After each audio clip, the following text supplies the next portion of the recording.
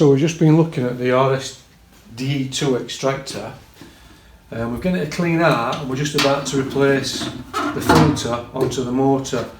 Now you can see the motor here how it's positioned with the impeller inside.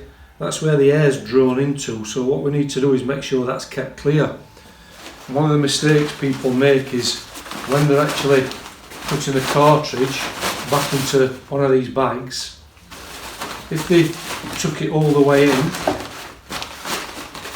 fold the bag in,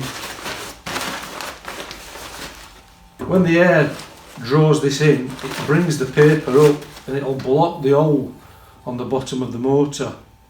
So what we need to do is two options.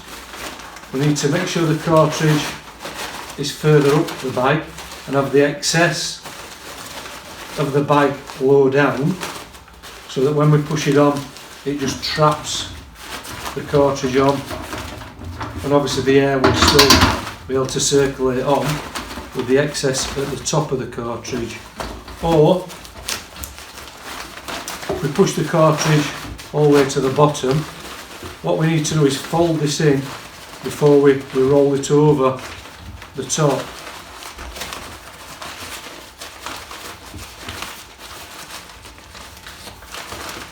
And that way then, when we push it on, again it's going to trap the actual paper and onto the motor, but the paper's not going to go over the top of the motor and block the circulation or the air on the actual motor itself, and it keeps that clear and trapped around the edge, which is probably the preferred option.